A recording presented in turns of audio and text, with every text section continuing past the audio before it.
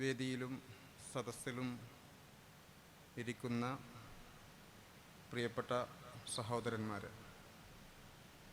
വളരെ കുറഞ്ഞ സമയം കൊണ്ട് എൻ്റെ കർമ്മം നിർവഹിച്ച് ഞാൻ പിന്മാറും.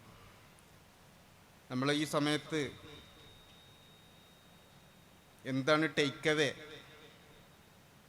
എന്താണ് ആലോചിക്കേണ്ടത്? നമ്മൾ 2 ദിവസമായി എല്ലാവരും ഇവിടെ കൂടി ഇരുന്ന് ഒരുപാട് ഡെലിബറേഷൻസ് നടത്തി.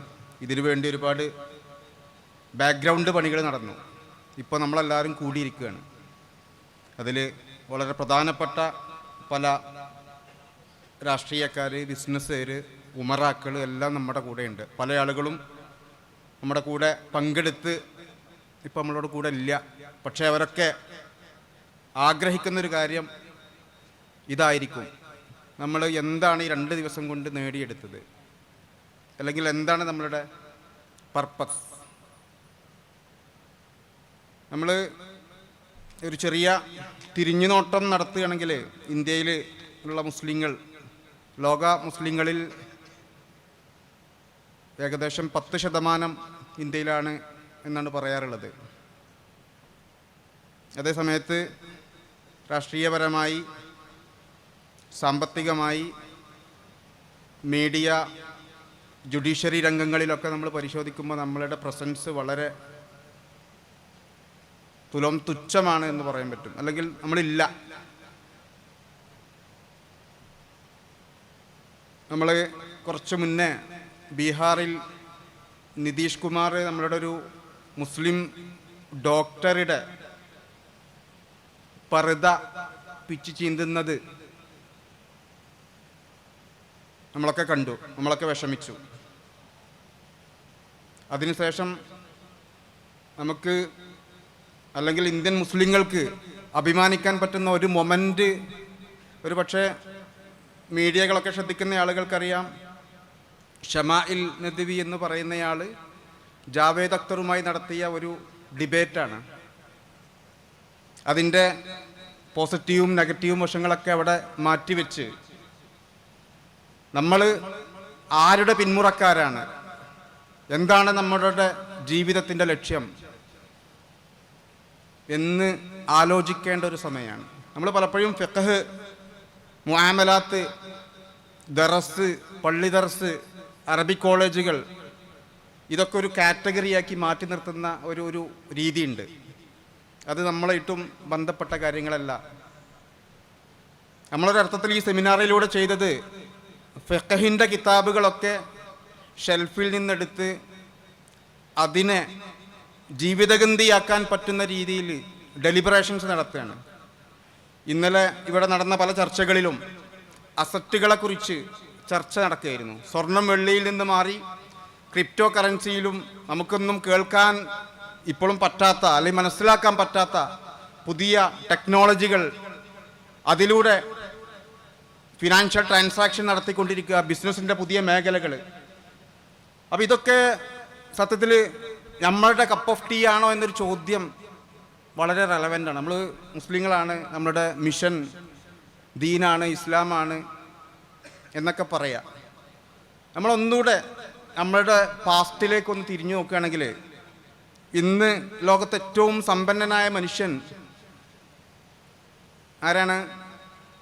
Elon Musk. ചിലപ്പോൾ അങ്ങോട്ടും ഇങ്ങോട്ടും മാറാറുണ്ട്. ഇലോൺ മസ്ക് എന്ന് നമ്മൾ ഇപ്പോൾ സങ്കല്പിക്കുക.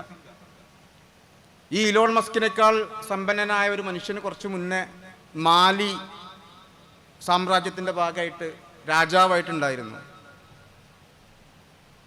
മൻസ മൂസ. ലോകത്തെ ഇതുവരെ ജീവിച്ച മനുഷ്യരിൽ ഏറ്റവും റിച്ചസ്റ്റ് മനുഷ്യനായിട്ട് എണ്ണപ്പെടുന്നത് ഒരു മുസ്ലിമാണ്. അമവി ഭരണകൂടം അന്തലുസിൽ, സ്പെയിനിൽ നടക്കുന്ന സമയത്ത് ഇന്ന് അമേരിക്കയുടെ ബജറ്റിൻ്റെ പകുതിയിലധികം അവരുടെ ബജറ്റ് ഉണ്ടായിരുന്നു.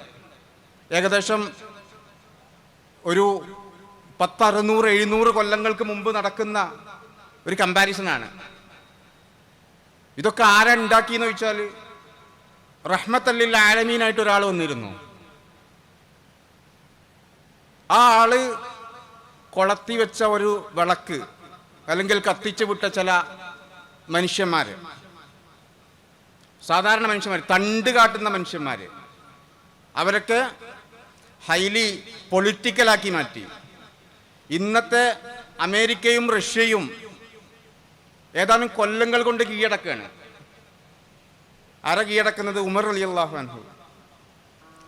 ആരും അല്ലാത്തൊരു മനുഷ്യൻ ഏതാനും കൊല്ലങ്ങൾ കൊണ്ട് ഇന്നത്തെ അമേരിക്കയും റഷ്യയും കീഴടക്കാൻ പറ്റുന്ന രീതിയിൽ പൊളിറ്റിക്കലി എംപവർ ചെയ്യുന്ന ഒരു മാജിക്ക് റസൂൽ കാണിച്ചിട്ടുണ്ട്. നമ്മൾ ഇതൊക്കെ അയവറക്കുന്നത് അല്ലെങ്കിൽ ഇതിലേക്കൊക്കെ തിരിഞ്ഞു നോക്കുന്നത് നമ്മളെക്കുറിച്ച് ഒന്നുകൂടെ വിചിന്തനം നടത്താൻ വേണ്ടിയിട്ടാണ്. ബിസിനസ്സിനെ കുറിച്ച് പറയുമ്പോൾ അതിന് വേറെ ആൾക്കാരുണ്ട്. ഇന്ന് സ്റ്റോക്ക് മാർക്കറ്റിൽ ഇന്ത്യയിലെ റിച്ചസ്റ്റ് ആളുകളുടെ ലിസ്റ്റിൽ ആരുമില്ല. നമ്മളുടെ പോപ്പുലേഷൻ വൈസ് നമ്മൾ വലിയ ഒരു കോൺട്രിബ്യൂഷൻ അല്ലെങ്കിൽ വലിയൊരു പ്രസൻസ് ആണ്, പക്ഷേ മറ്റൊരർത്ഥത്തിൽ നമ്മൾ എവിടെ ഇല്ല. അപ്പോൾ നമ്മൾ ആദ്യം ഫസ്റ്റ് ആൻഡ് ഫോർമോസ്റ്റ് മനസ്സിലാക്കേണ്ടത് മുആമലാത്ത് എഴുതിയിട്ടുള്ളത് നമുക്ക് ക്ലാസ് എടുക്കാൻ വേണ്ടി മാത്രമല്ല, ഇത് പ്രാക്ടീസ് ചെയ്യാൻ കൂടി വേണ്ടിയിട്ടാണ്. അതാണ് ഒരു പ്രധാനപ്പെട്ട മെസ്സേജ്. നമ്മൾ സ്വന്തം ഉൾക്കൊള്ളുക, ഈ ഇരിക്കുന്ന ആളുകളൊക്കെ നമ്മളെ കൂടെ കൂട്ടുക. രാഷ്ട്രീയക്കാർ വേണം, ബിസിനസ്സുകാർ വേണം, അവരൊക്കെ ആയിട്ട് നമ്മളൊരു ഇൻറ്ററാക്ഷൻ നടത്തണം, നമ്മുടെ ഫ്യൂച്ചർ പ്ലാനുകൾ ശരിയാക്കണം.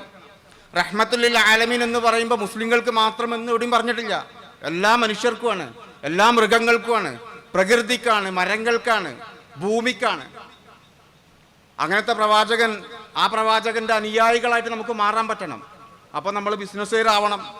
ബിസിനസ് വളരെ കോറായ നമ്മുടെ അജണ്ടയിൽ വരണം. നമ്മൾ പൊളിറ്റിക്കൽ എംപവർമെൻറ്റിനെ കുറിച്ച് പറയാറുണ്ട്, സോഷ്യൽ എംപവർമെൻറ്റിനെ കുറിച്ച് പറയാറുണ്ട്, കൾച്ചറൽ ഡൈവേഴ്സിറ്റിയെക്കുറിച്ചും പ്രൊഡക്ഷനെ കുറിച്ചും പറയാറുണ്ട്.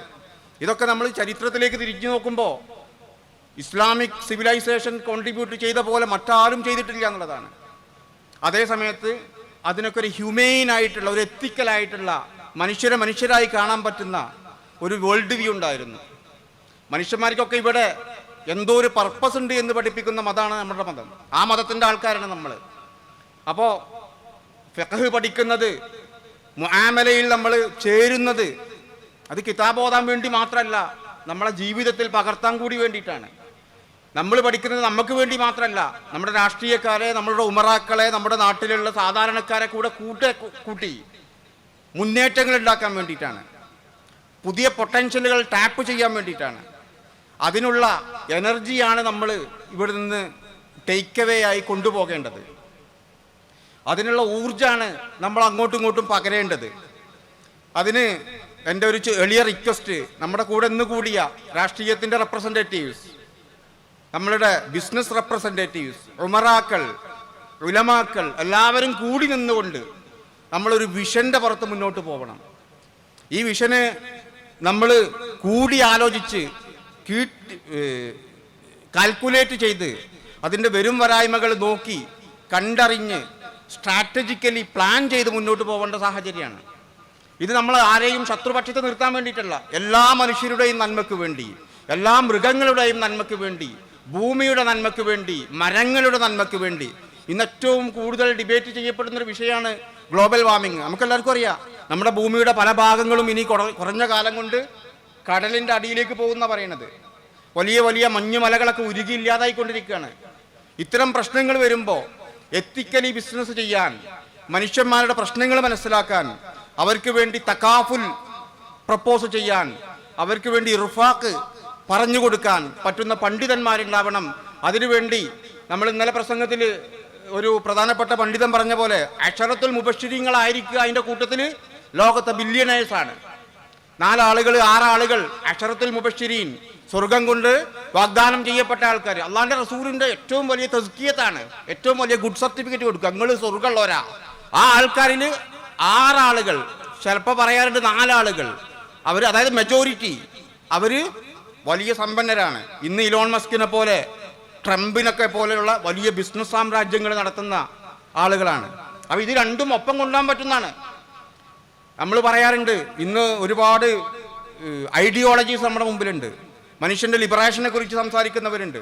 ഇതെല്ലാം കൂടി ചേർന്ന എല്ലാ അർത്ഥത്തിലും ഒത്തിണങ്ങിയ ഒന്നാണ് നമ്മളെ കയ്യിലുള്ളത്. പക്ഷേ ഇത് പലപ്പോഴും കൂട്ടിയോജിപ്പിക്കാൻ, കൂടിയിരിക്കാൻ നമുക്ക് പറ്റാറില്ല.